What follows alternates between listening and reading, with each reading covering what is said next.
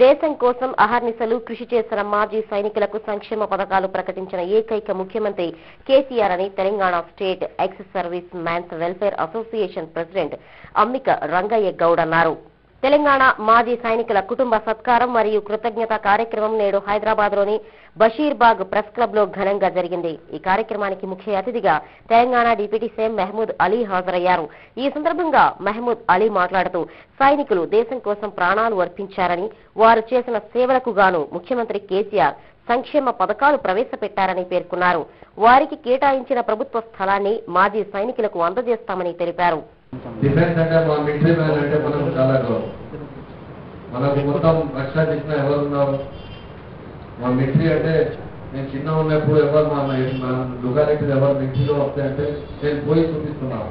अब मिट्टी वाले कैसे रहते देखेंगे भाई, उनका ड्रेस कैसा रहता, तो हम कुछ बहुत फकर है हमारी मिलिट्री के ऊपर, जो एक सर्विसमैन है उनको भी फकर।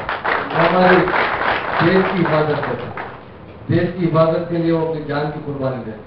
तो उन लोगों के लिए हम हमेशा अपने जैसे जिस तरह हम अपने पेरेंट्स की इज्जत करते हैं, इसी तरह एक सर्विसमैन की इज्जत करते हैं।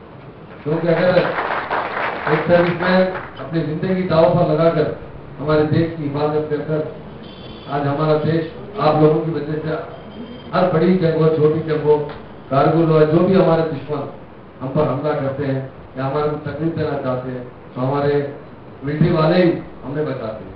इस तरह देश में लैंड ऑर्डर पुलिस करती है, और पुलिस से 1000 गुना